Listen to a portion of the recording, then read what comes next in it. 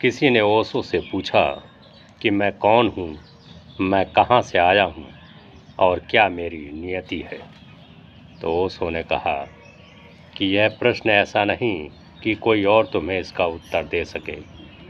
नहीं कि उत्तर नहीं दिए गए हैं, उत्तर दिए गए हैं, उत्तर दिए जा सकते हैं, पर वे व्यर्थ होंगे, वे प्रासंगिक नहीं होंगे। यह तो प्रश्न अकेला प्रश्न है जो इतना मूल्यवान है कि तुम्हें स्वयं ही उसका उत्तर खोजना पड़ेगा, तो ही उत्तर पर भरोसा होगा। उपनिषदों में उत्तर है, वेदों में उत्तर है, कुरान में, गीता में, बाइबिल में उत्तरों से भरे पड़े हैं। सारा इतिहास उत्तरों से भरा है, मगर वे सारे पराये हैं। तुम पूछ रहे हो मैं कौन हूँ, किससे पूछ रहे हो? यह प्रश्न तो अपने से ही पूछने पर उसका उत्तर मिल पाएगा। यह प्रश्न तो मंत्र है। इस प्रश्न को लेकर तो भीतर डुबकी मारनी जरूरी है। जब तक तुम अपने चित्त को इतना शांत ना कर लो कि चित्त दर्पण हो जाए, तब तक तुम्हें अपनी प्रतिछवि दिखाई नहीं पड़ेगी। और लाख उत्तर दिए जाएं, उधार ही होंगे। कोई कह दे कि तुम आत्मा हो, तो क्या होगा? सुन लोगे? क्या समझ पाओगे? कोई कह देगा कि तुम परमात्मा हो, तो भी क्या होगा? कहा तो गया है बहुत बार, सुना भी गया है, मगर जीवन कहाँ है? वहीं का वहीं है।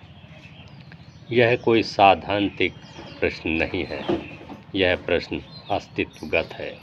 यह प्रश्न कम है, तुम्हारे जीवन की मौलिक समस्या है। उत्तर नहीं चाहिए, समाधान चाहिए, और समाधान सिवाय समाधि के और कहीं नहीं है। इसीलिए तो समाधि को समाधि कहते हैं, क्योंकि उसमें समाधान है। मैं कहूँगा तुम इसे ध्यान बनाओ। मत पूछो किसी से, अपने से पूछो। रोज़ रोज़ पूछो। जितना समय मिले, जितनी शक्ति जुटा सको, इस प्रश्न में लगाओ। राम राम जपने से ज़्यादा सार्थक है कि तुम अपने भीतर की गहराइयों में जाओ और पूछो कि मैं कौन हूँ।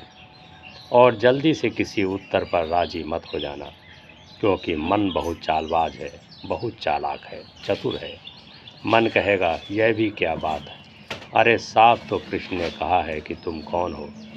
उपनिषद में साफ तो लिखा है कि तुम कौन हो, और क्या होगी बात? अहम ब्रह्मास्मि, मैं ब्रह्म।